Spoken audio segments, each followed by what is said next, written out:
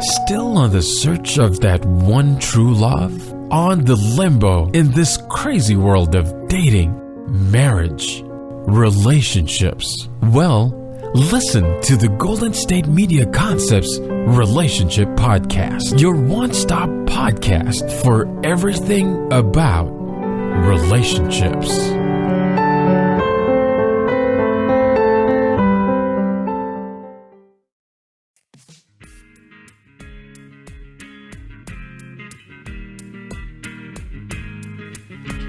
Well, hi there, and thank you for joining me on another episode of Golden State Media Concepts Relationships Podcast. I'm your host, John Johnson, and in this particular episode, I'm going to be talking about self-love. Some of the aspects of it, if you haven't thought about it, then we're going to introduce you to the idea, and if you have thought about it, then we're going to review a few things for you. But just to keep it in mind, self-love is about how you take care of yourself, and it is not so much about what other people think, but it's about the experiences that you've had that sort of pull this all together for you. And if you're a young person and thinking about self-love, well, then this might be an introduction for it. You can read about it in self-help books. You can probably talk to other people and get their ideas of what it is to understand it, and the it is in taking care of oneself. As we come into our being, we have learned to be dependent, and that has a lot of benefits. It means somebody else is responsible. But when you're doing the self-love thing, you've sort of transitioned to a space in life where you're taking care of your own responsibilities. And with it, you've had your life's experiences, and as you bounce back and forth through those kinds of things, it has an impact on you. And if you have been neglectful of yourself and you find that there is some sort of loss that you're dealing with in life, then it's kind of incumbent upon you to figure out how to take care of yourself. That's kind of where the self-love thing comes in. And oftentimes it happens to us when we've suffered a loss. Let's say we've been somewhere, hung around some friends, somebody borrowed too much money, we don't get our money back. We start feeling guilty about asking for what they borrowed. And you start coming up with these deficits, and it's how do we fill our own cup as opposed to always filling someone else's. Now, there's that altruistic thing about you like to help other people. There's the thing about being kind to your neighbors and so on and so forth. But what happens in these experiences is we often have ourselves unfulfilled, and we have our own needs that are left to be met. And it's about taking care of oneself. So that's sort of an overview about self-love. But some of the ways that we get derailed, guilt is a big one. You know, when you're raised to be thoughtful about others and to put others' needs first, and caretakers definitely understand this concept, then you feel very torn about putting your own self first. In fact, to even say that might even have a twinge of there's something wrong with it. And anyone can tell you that we all have needs. And experiencing that moment when you have a need yourself, but you don't feel good about taking care of yourself because you can always find something else to put your time and attention to. And, you know, the guilt, that string on the guitar that's guilty tends to always be playing in the back of your mind. And again, caretakers understand this intimately, because they're always in the mindset of there's somebody else's needs ahead of my own. But again, the caretaking role is you have to find that in yourself to take care of yourself. Because it turns out that the bottom line is if you don't take care of yourself, then you really ultimately can't take care of anyone else. And that sounds very philosophical, but what it's takes into account is the human experience. If you are sick, you probably cannot, and I mean really sick. You're down in a bed, you can't get up, you can barely get down a glass of water or hold down any food. You can't take care of anyone else. I mean, if you're a caretaker and you're listening to this, you've been in that spot where you've been so down and out that you cannot even manage to take care of yourself. Now, you may be inspired to get up because you have responsibilities, but the thought of taking care of yourself should be paramount, because it's in these kinds of experiences when you may find yourself alone, wondering what is it that you're supposed to do. And it's in turning this information, all of this broad knowledge you have about being a caretaker, and then employing it for your own self-good, whether it means calling the doctor for yourself, calling for a ride if you need to go to the grocery store to get medications, or, all of these kinds of things. And I have been in that role myself, so I can speak from experience. But one of which, when I've talked to other people that have had this in and of themselves, one of the things that seems to happen is the reason they don't take care of themselves is because they feel guilty. And obviously guilt plays a big role in this. If you feel bad about taking care of yourself because there is something else that you feel emotionally that needs to be done, then it's how do we rewire that? How do we cross that threshold into making yourself a priority? Because the thing that I don't want to see for you as an individual is to get used and to be so run down that your health is in crisis. And quite often, that is what happens. You find that you are in crisis mode and you have been operating in all of these deficits, whether they're physical, emotional, financial, because you've been caretaking so much. Now you're in a spot where you are desperate for change to happen. And that's where the self-love thing tends to finally rear its head, and you start needing help because these things have just gone way off track for you.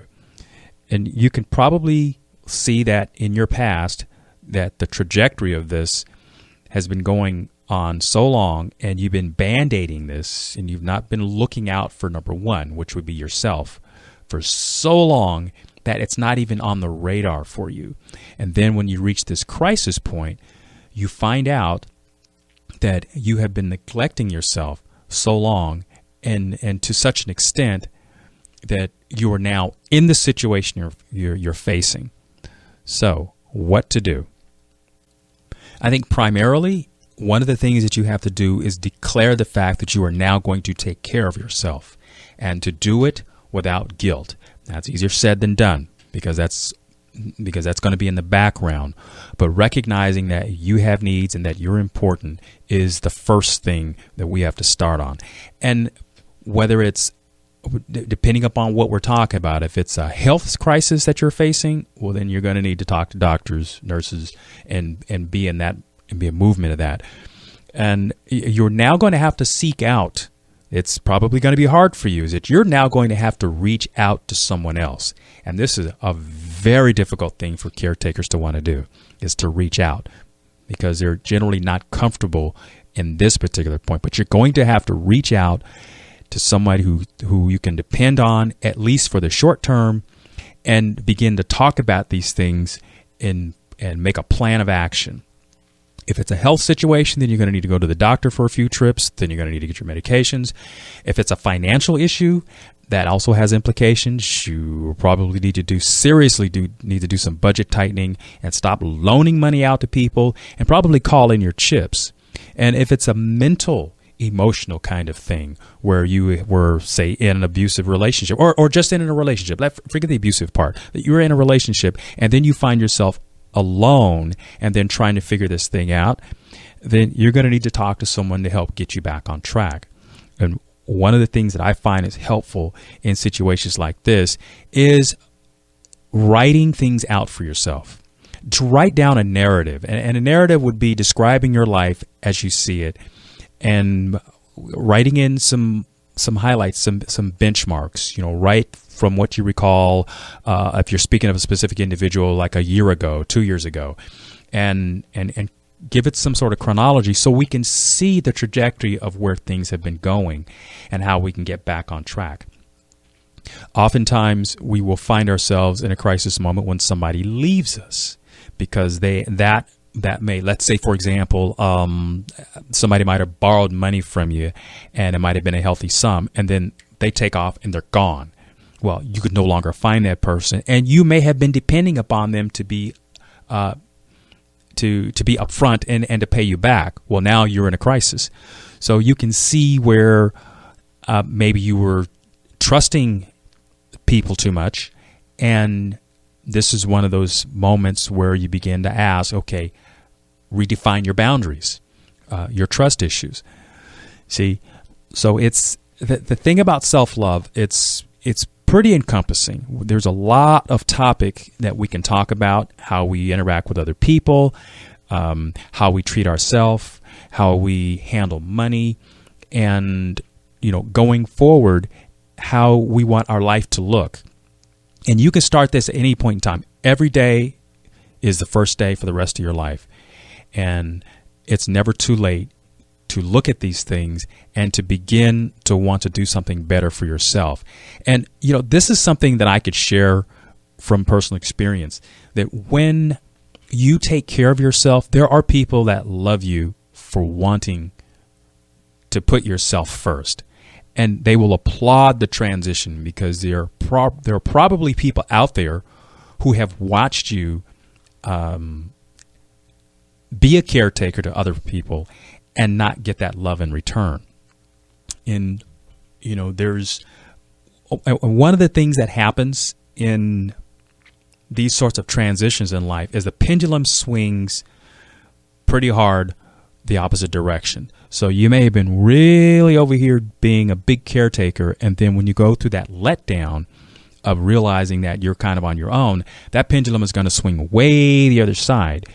So as it starts to transition, watch what's happening. And again, this is where the journaling of your life can really help, that you can follow what's happening for yourself. You can come back and read it. And as these things get themselves worked out, as you stay on task, as you stay on track to improve your life, you can read about it. And I'm sure that your life would be a very, very interesting story. Next up, we're going to talk a little bit about the people in your life. And who are they? Want to find out what movies to go see? Then check out the GSMC Movie Podcast. It's your ticket to the latest movies, whether it's a new blockbuster event, romantic, comedy, or action flick. This show has got it all covered. They talk some what to go see now, don't bother, what's hot on Netflix, and everything in between. That's gsmcpodcast.com/movie-podcast. When it's all about the movies, it has to be this new show. Don't forget to like them on Facebook and follow them on Twitter. Visit gsmcpodcast.com for more info.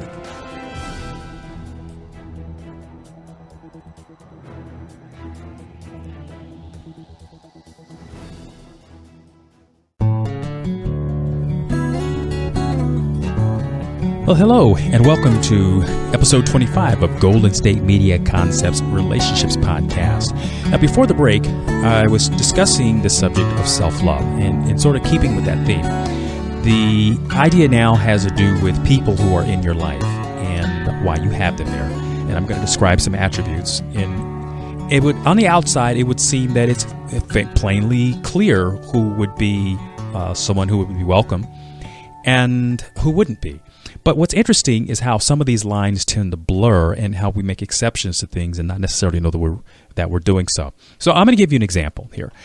Here's some attributes. Somebody who's honest, educated, they're constantly learning, they're attractive, seem to have plenty of money, they're caring, nurturing, they're pleasant to be around, and fairly charismatic, and I mean that in a good sense.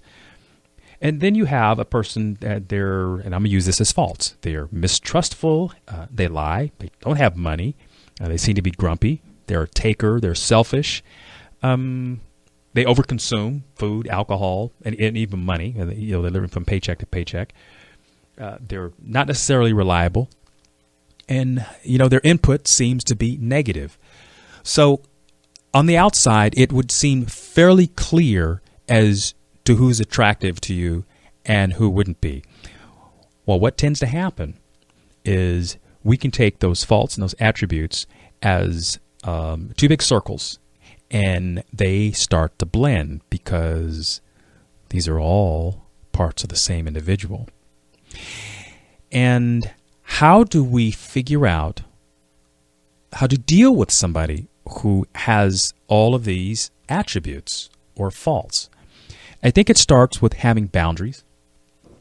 Once you have a clear idea of what your boundaries are, then you can, obviously the word is define what it is you're okay with, and how you, by defining your boundaries, you pretty much establish how you will let people treat you.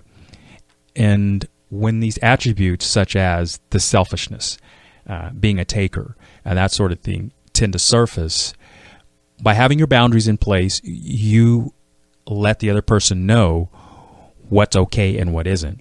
So, for example, the taker. They always want to borrow things from you. And if you have a boundary of saying, look, I don't loan money to friends because I understand it's a very awkward thing. I mean, I'm on a budget, and this is something that just isn't okay for me personally, and because of your experience. And that's another thing to really be mindful of. Take into account your life's experience. I would never negate that when it comes to your own decision making. And be mindful of letting people talk you out of things that you're not comfortable with. And, there's always the newness of something. And one can always justify their own need to want to borrow something from you. And when I'm saying this, I'm thinking about the money thing. But about having your boundaries, that's a very important thing to know for yourself, because it's not something you can always justify, because it might be an emotional boundary, so it's hard to put into words.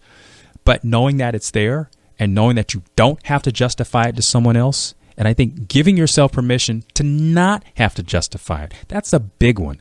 Because this is one that used to catch me up all the time, is I felt like when I said no to someone, I had to explain, I had to justify it to them, as if that's really going to be an answer that they want to hear anyway. And what I really wound up doing was talking myself into giving the very thing that I was initially against doing. And I put myself back on the hook and pretty much in a deficit. So that's something you realize. You don't have to justify anything. And better that you don't. And here's why. Because when you get into the explanation of justifying it, then oftentimes to the person you are saying it to, let's say you're refusing their request, to them it may sound like judgment, because you are now judging whether their need is sufficient for you to change your mind. And that can put a really awkward spin on the communication, because people obviously have their own filter about how they process things. And when being told no isn't something they really want to hear, it may be something that they may run upon, but it's not something they want to hear. And they can have some resentments themselves over that. And they can be totally misguided. But that's the thing. So a simple no is sufficient. And I think, politely, because sometimes these things can be a little embarrassing. But if they want to give you an explanation as to why they want to borrow something, if you want to hear it, that's totally up to you. But understanding your boundaries and your limits helps you avoid a lot of the heartache that comes down the line for some of the choices that you would make if you weren't showing some due diligence. One of the hardest things to do is to say no to someone who's really pleasant. I face this one quite often. And I think in my mind, the thing that I have learned, and forgive the reference, but everybody has a hustle. And if being pleasant is an attribute, that's obviously a wonderful thing to have. But a person who's trying to sell you on something that they want oftentimes learn that they can attract more with honey than with vinegar. And being pleasant is a way to get through that. So, someone could ask you for something that bumps up against your boundaries, and they can do it in a very pleasant way. And you have to give them good props for having a good sales pitch. But remember, for you, if no's the answer, then no's the answer. And be willing to stick by that, and they can move on. And it's something that I've learned in life about people who are, and this goes to the subject of people who ask for a lot of things, people that love to borrow things, people that want to do things. Even if you say no, they will find somebody else. And that's an amazing thing when people are in the business of learning to find other resources, they will find the next person. Now, they may find it difficult to hear a no from you, because if you've been saying yes all the time and then you finally say no, they may get bothered by it. And you may be uncomfortable, but understand that if they want it bad enough, they will find somebody else, and somebody else will give it to them. Just take care of yourself. That kind of reaches back into the other segment I was talking about, self-love. And here in the case of dealing with who are the people in your life, it sort of helps you know. Do you want the kinds of people in your life that are going to be borrowing things from you all the time? I don't think so. Because what it suggests is that they may be somebody who would never be able to be there for you. Think about it. If they're constantly borrowing from other people, what do they have to give? See, it's about having a quality relationship. And that doesn't seem like it's very balanced, does it? I don't think so. So look at it from that standpoint, and I think the answer is clear. It's easy to say no. Find people who are very good at taking care of themselves. You can learn things from them. You can share. You can share things other than money. You can share good experiences. And you can go to the movies together. You can take walks together. You can have philosophical conversations together. You can share books. See, there's the sharing. There's the nature of giving and taking, or giving and receiving. That's more apropos than having to deal with somebody that has some of these faults that I talked about. And another big one is lies. Well, that's a real hard one for most of us to take. Even liars hate liars. So think about that one. And as I start to as I tie all this together, I think one of the things that comes to mind for me is, are you as good as your word? And that's something that I think that's an intangible. When you find a person who is good for their word, they say what they mean what they say, and they're reliable. They tell you, look, I'm going to be there at such and such a time. I'll be there for you. And they are there. That is like gold, because we find that in this very complicated world, it is sometimes very difficult to meet all the demands of being the person that we want to be. And when somebody can reliably make a statement to you and back that up with being there, value that, because that's something that you can learn to not only depend on, but when you can be that person, and you can be that not only for someone, but be that for yourself as well. And that's a big one. Learning to be reliable for yourself. That's what supports you. And going back to my first segment of this podcast, I was talking about self-love, learning to depend on yourself. That's gold. That is gold. I'm going to take a little break, and I'll be right back after this. Tired of searching the vast jungle of podcasts? Now listen close and hear this out. There's a podcast network that covers just about everything that you've been searching. Hey! The Golden State Media Concepts Podcast Network is here. Nothing less than a podcast bliss with endless hours of podcast coverage. From news, sports, music, fashion, cooking, entertainment, fantasy, football, and so much more. So stop lurking around and go straight out to the Golden State Media Concepts Podcast Network. Guaranteed to fill that podcast itch. Whatever it may be. Visit us at www.gsmcpodcast.com. Follow us on Facebook and Twitter, and download us on iTunes, SoundCloud, and Google Play.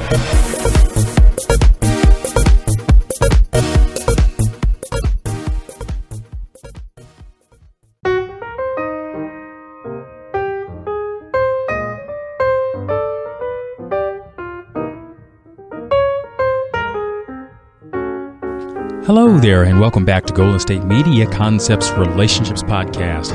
I'm your host, John Johnson, and I've been talking about self-love. In the first segment, I talked about the concept, and then after that, I took a break, and then I came back and dealt with a few of the people and how they may have an impact on your life and how to deal with some boundaries. And here, I just want to take a moment and ask the question, think of some of the very important, influential people in your life. And I don't mean movie stars or anyone like that. I mean someone that you've had personal contact with, whether it's your mom or your dad, a brother, sister, aunt, uncle, anyone in that respect, a teacher or someone that has really, really made an impact on you. And I want you to remember them with a moment of silence, because it's in connecting with those kinds of thoughts, those kinds of memories that remind us of who we are as an individual and where the important lessons in life came from. And it helps to ground us in the idea that we do make a difference, and how we treat people is important. How we treat ourselves, because this is the one about self-love, how we treat ourselves is so important, and it also sets the stage for how people will treat us in return. And then and therefore, you build for yourself a community, and you create an environment that allows not only love to be there, but for you to be loving, and not only to yourself, but for those that are around you, and you mirror that. And this isn't just some esoteric stuff. It's from having had to practice it myself, and having had the opportunity to be around some wonderful people. And in that moment of silence that I will take for myself, the person who has been very influential to me has been my mother. She passed away about 4 years ago, and I had her for all of that time in my life, and she was very instrumental in so many things, as parents are, but she was also a role model for so many other people. And the beauty of that is that I'm constantly reminded of the example that she set in some of the people that I get to meet, and then those that I happen to run into on occasion. And that's a beautiful legacy that she left. So it not only exists as a sort of a living memorial for me, but to remind myself to be that person. And as I go forward and think about what it would be for yourself, to remember the best parts of you and to reflect that, and to remember the people that have been influential in your life, and how you then can embody that love and share that and be a beacon. I think that's a wonderful memory, and I would want that for you and those that love you. In my next episode of Golden State Media Concepts Relationships Podcast, I'm going to be talking about letting go of toxic people. We have them all throughout our life, and sometimes we just sort of carry them with us, and we never really figure out what to do. Well, what it feels like, how to let them go. That'll be in my next episode. My name is John Johnson. This is Golden State Media Concepts Relationships Podcast. Thank you for joining me.